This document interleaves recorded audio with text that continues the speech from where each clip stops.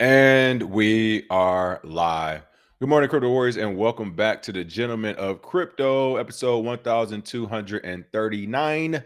Today is Friday, October 25th, 2024, and I'm King here to bridge the gap between the community and crypto. And today's top stories: Bitcoin bull Michael Saylor reverses remarks on self-custody after backlash. Base blockchain exploit leads to $1 million theft. Cybers alerts.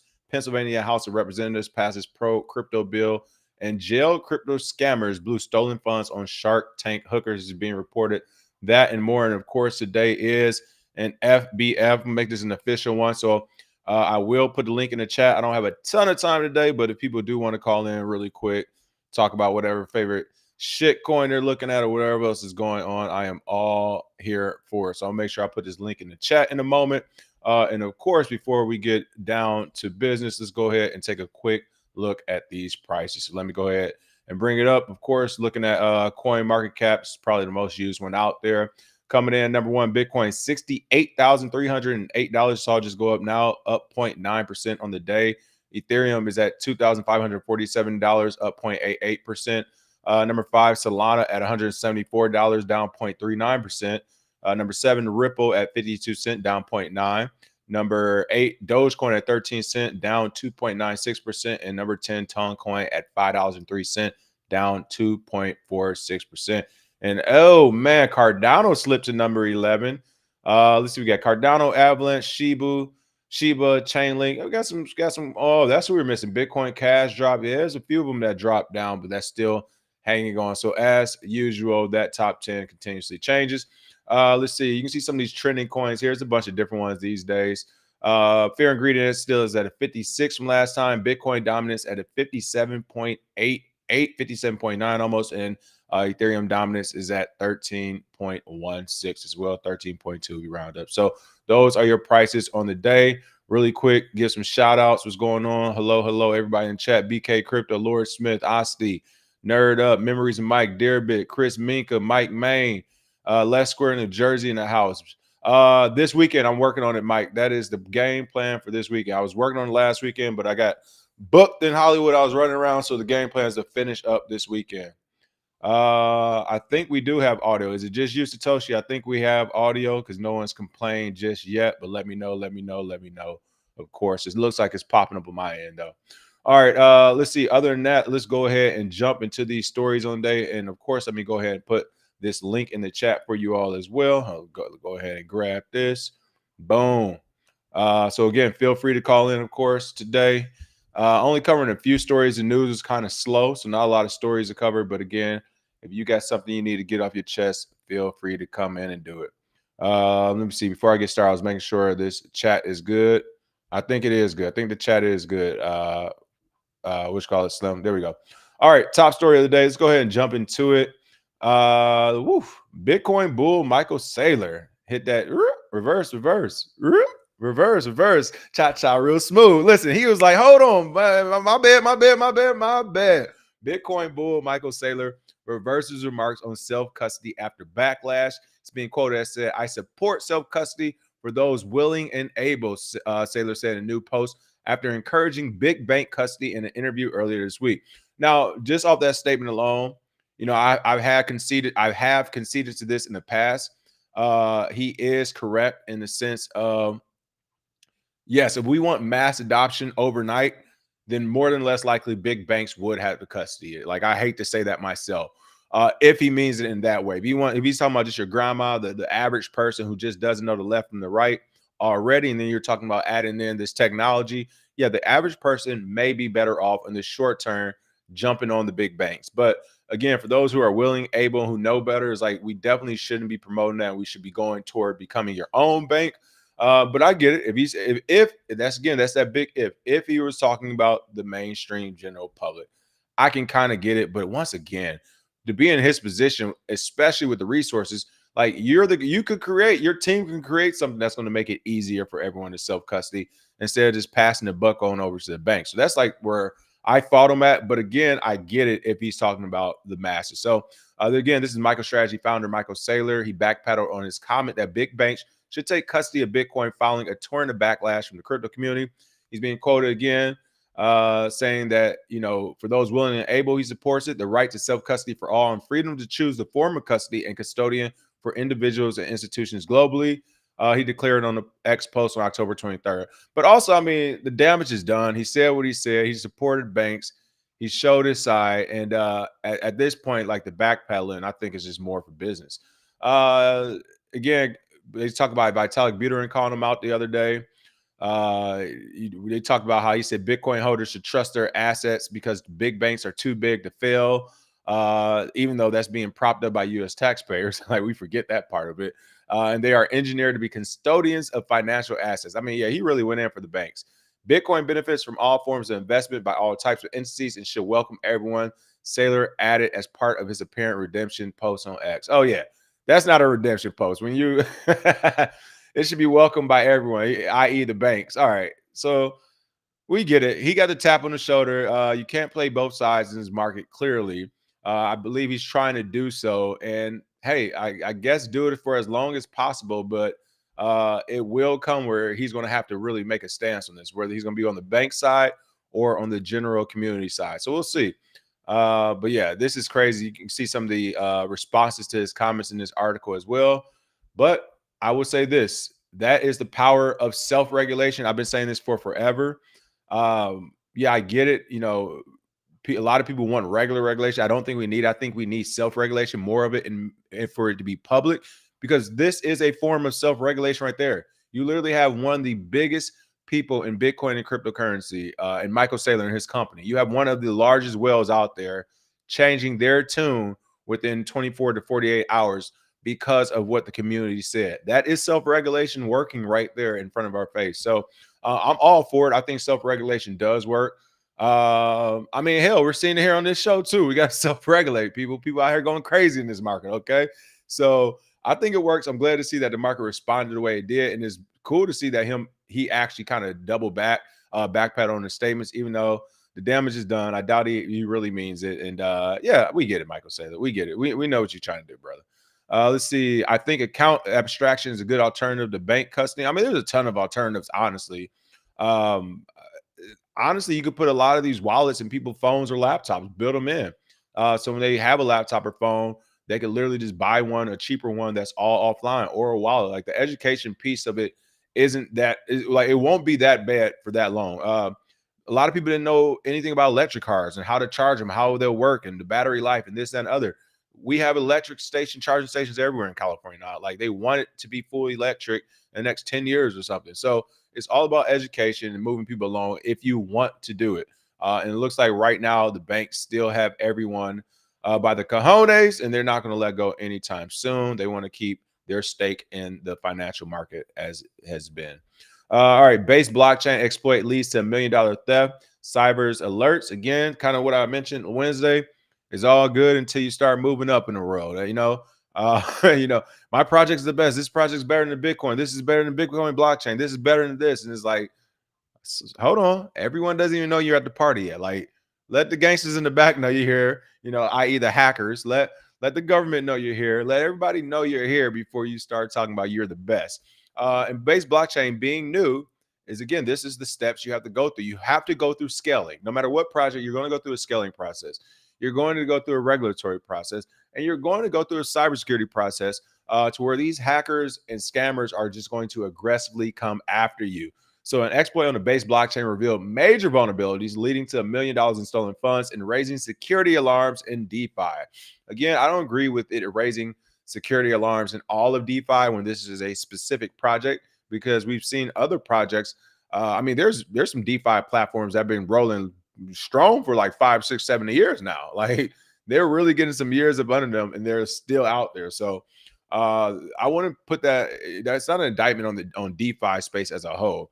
An exploit involving unverified lending contracts on the base blockchain resulted in the theft of about $1 million. The incident, which took place over several hours, was reported by blockchain security firm Cyber's Alerts in the X post on October 25th. The attacker exploited a vulnerability in the smart contracts related to wrapped ether, successfully manipulated the price and siphoned the funds. And this is the problem. One of the problems on the technical side when it comes to these DeFi platforms is that they have to be audited, tested, like bug bounty out 3 to 4 to 10 times over again before you release it, or at least they should. Uh, because things like this can happen where you have people who are literally stay on your platform all day, every day for months on end, looking for that security vulnerability. And why? Because even though you spend 4 or 5 months trying to hack or crack or find a vulnerability, if you can get $1 million back from it, the time was well spent, at least in the short term, before these security firms find you and come after you and everything. But um, I mean, yeah, the base again, new blockchain has not been thoroughly tested, as most new blockchains clearly have not. And it looks like somebody played around until they found that vulnerability. So here's cyber alerts in their X tweet, or I guess it's not a tweet, their X message, where they talked about the token swaps and how it happened and went down. If you got the technical brain and you're interested in that, you can take a peek. I want to actually look at some of these transactions if I can pull up the picture. It's tough to, but you can see on this right side, that's usually the transactions and the amount. So I think right here, you can see some for 22,944, 7,600. I can't tell that's 4,000 or something like that. Maybe 400,000, honestly. 44,000, 78,000, 4,000. So you can kind of see how they work. So it looks like they had to piecemeal it.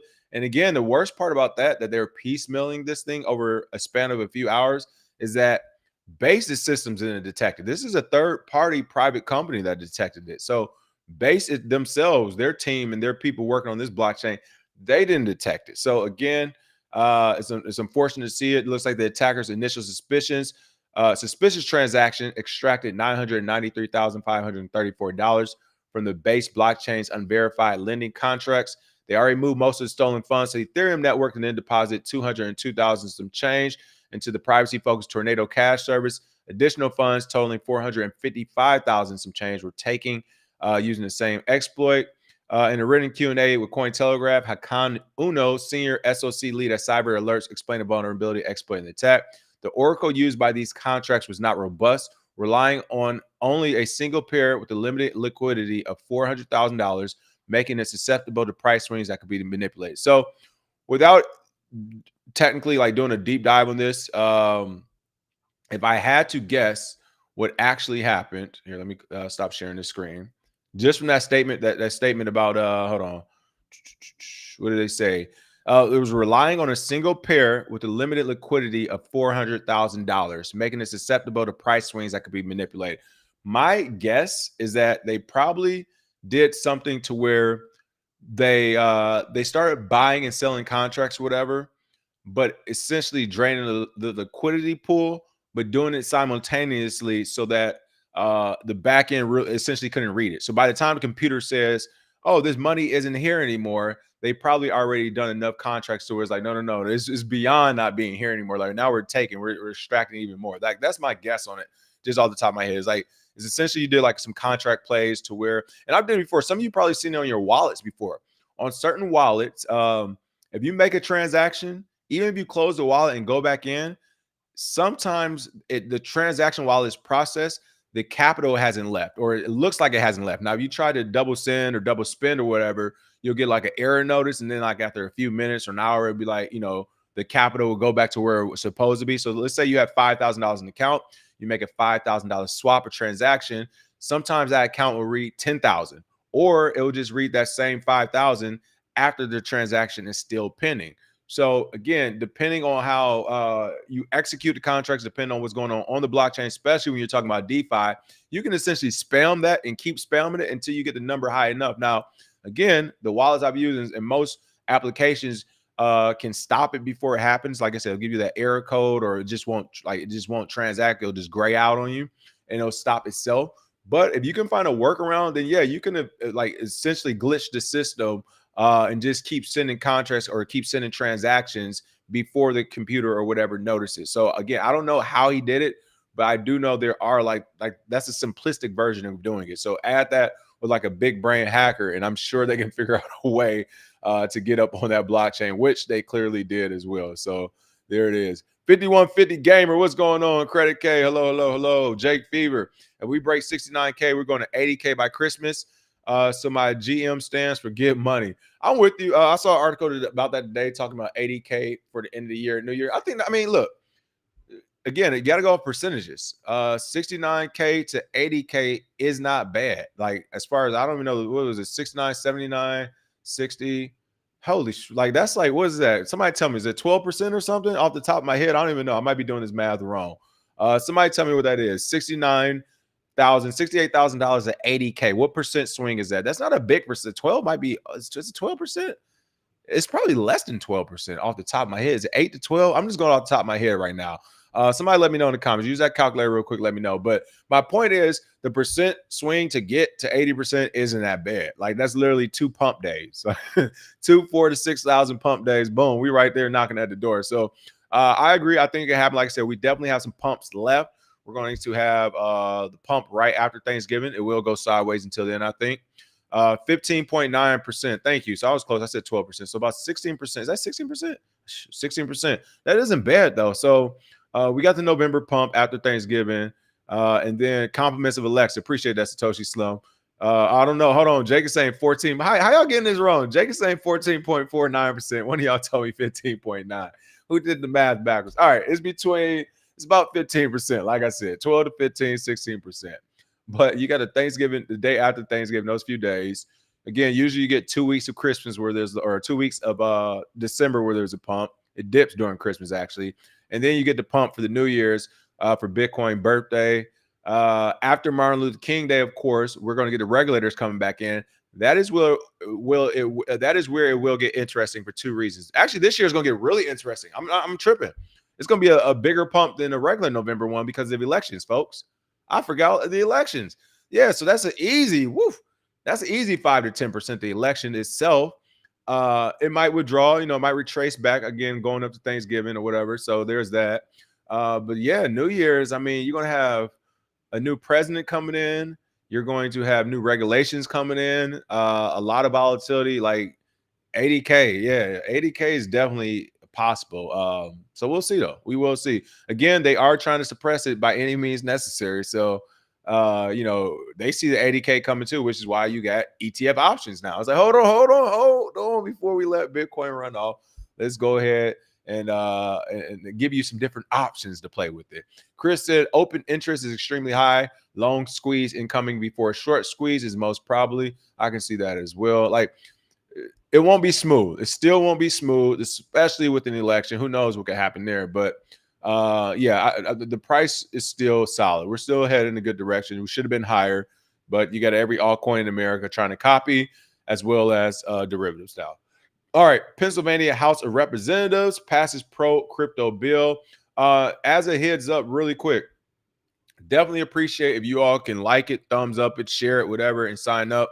I'll be pushing out some sponsored content soon, which is bipartisan. It's for voting, and they don't want you to pick. They're not saying to pick Democrat or Republican. I'm being, me, I'm being clear too. I'm not even talking about either side, but there is a lot of money being put into crypto super PACs, folks. They reached out. Some of the crypto folks reached out and was like, hey, can you get some people to vote for the crypto? I like, hey, some of my people vote anyway. I'll tell them about it. So again, look out for that. Probably be pushing those posts out next week. I think they'll be standalone posts, but I'll also put them in the show. But again, it'll be a great help if you all can check that out as well. And I think they're going to be giving out some NFTs with it too, some free ones. So more to come on that here in the next few days. But back to it, because this is becoming an increasingly bigger story in the background. It was actually another story I didn't cover today, but I can't remember who it was, but somebody was in Congress crying and complaining, saying that the crypto super PACs are too big and have too much money and they're influencing elections now.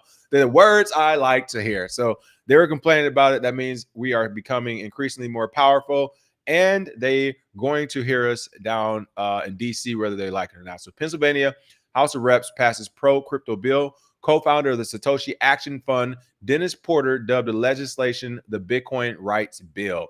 The Pennsylvania House of Reps passed HB 2481 on October 23rd, establishing a regulatory framework protecting self-custody and crypto payments, exempting digital assets from additional taxation, and asserting the right to operate a node. I will say this. A semi-hand clap. That's what's up. That's what's up. Really quick, I'm only saying a semi-hand clap because, as I just mentioned, we don't need regulation. We need self-regulation. And the reason why I can't be too excited about this is because the same excitement will have to be had when they say, and we're also going to be taxing it now in 3 years. I thought you told us with the Bitcoin bill rights you wouldn't tax it. Yeah, that was a different Congress, and this is us. We are taxing it. Self-custody is illegal. My point is like, if you respect the rules one way, you got to respect them the other way as well. And so far throughout history, our country and every country, has shown when it comes to valuable resources and power and things like that, you can't just blindly trust them. So my thing with this is like, yeah, it looks good on the surface, great bill pass, a win for the crypto industry, but is it really, or is it just another Michael Saylor honeypot for the next 3 or 4 years before they finally come out and say, well, that was that bill. It didn't really work out for us. Now we're passing this new bill. Hey, you guys supported the last one. You got to support this one. So that's kind of my thing with it, is like, slippery slope. If you start saying yay to this, you can't say nay to the next one. And if the next one isn't in of our favor, you can't say anything then. So again, this is a bipartisan vote. As I just mentioned, it's going to be a lot of bipartisan stuff coming out now when it comes to crypto. The money is too big to ignore. The people with the money are too big to ignore. Again, you know what? I'm not on any type of whale level, but I've said on the show, I said it many times. Like, I feel super comfortable, people. Unless it's just like just straight on video like that, and even then, lawyers are real, and it's like if you have the capital, it's okay. So, like, I get it. I definitely get it, and I think the government's starting to get it too. They're like, no. There's some individuals in crypto that can help me win an election. That's the end of the sentence. Like, there are individuals in crypto that can help me win an election. They're noticing that too, and they are beginning to welcome it. So this is a bipartisan vote. The bill passed by a staggering 176 to 26 margin, but must still be approved in the Pennsylvania Senate and signed by Pennsylvania Governor Josh Shapiro to become law. Now, a couple things I will say: Congress are supposed to be, not all the time, of course, for the people, the general public at large, unless, of course, you're talking about some of these people who constituents are billionaires everywhere on Wall Street. But I made mention of that because when it comes to the Senate, and especially the governor as well, is not always for the common person, right? It's not always for the average person, especially when you talk about the Senate.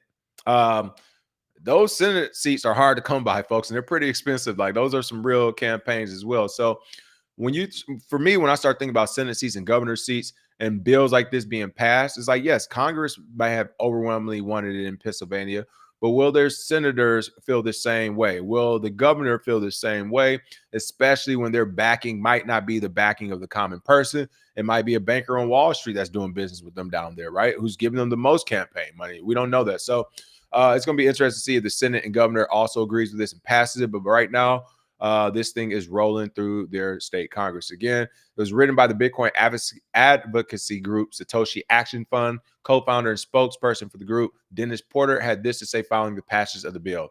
Support for Bitcoin transcends traditional party lines, appealing to voters who prioritize economic freedom, technological innovation, and digital privacy. Bitcoin also provides a pathway to escape CBDCs, an issue top of mind to many voters. This is what I'm talking about. Like, shout out to Satoshi Action Fund. Satoshi Action Fund? I got to check them out, figure out how to get involved, make a note of that to myself. But this is what I love about it. Like, economic freedom. I mean, in no specific order too, but yes, you do get the economic freedom, technological innovation, and digital privacy. Like, that is amazing. People, you control your own money. There's new technology that allows you to do even more things with money and internet, the internet of money. And then you're a private citizen as you're doing it. Everybody isn't in your business.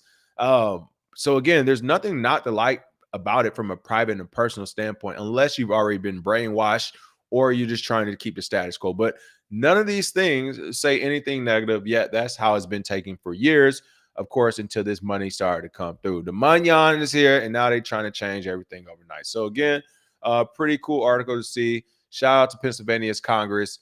And hopefully they can put this pressure on the Senate and government to push it through. But again, if it did not happen, it would not really surprise me, because the people who are paying these people are different, A, and then B, you never know too. This could just be make them happy and make them feel like it's going to get passed. And it goes through one Congress, and then it's like, wink, wink. Hey, y'all can smash this after the election. We just need this right now for our candidates to push through the primaries and all this, the main election in November. We need our real people to win. So you know what? We got to give them a promise of a Bitcoin bill. We're going to give them that. As soon as November 6th rolls around, November 5th, Oh man, that's over with. Hey, go hey, send it. Y'all can do what y'all want with that. So again, we don't know. This could be one of their old little dirty tricks. So I don't know. We got to see. You didn't see it at the beginning, but I heard about the Department of Justice wallet getting hacked? I have not, but I will tell you this. Department of Justice is not playing that. Whoever hacked them, they're coming right back. And last but not least, memories with Mike is hilarious. I said something. I saw something. I'm assuming you're trying to say. I saw something about hookers, but that's why I'm here. Yes. Last but not least, we're going to end this story on a funny note since it is a Friday. I don't think we got any call-ins today either. Don't be scared. Call in next time, folks. But last but not least, jailed crypto scammers blew stolen funds on Shark Tank and hookers is being reported. At first, I thought this was the story that just came out. If you all saw it a few weeks ago, I think somebody mentioned it too about some kid who made like a 100 million. He's like 21, 22 or something like that. Him and his boys made like 100 million scamming or was it stealing some crypto for somebody? And they were spending at clubs and bottles and everything else, and they were caught before they could spend it. I mean, like, I tell you, God don't make mistakes. He like, trust me, we can't give it to you. You'll do something for real with it. We gotta give it to these dummies. But that's all that happened last time. So I'm not sure if this is the same article. Let's go ahead and check it out. I only saw the headline. The fraudster stole 21.6. I think it's different. Yeah.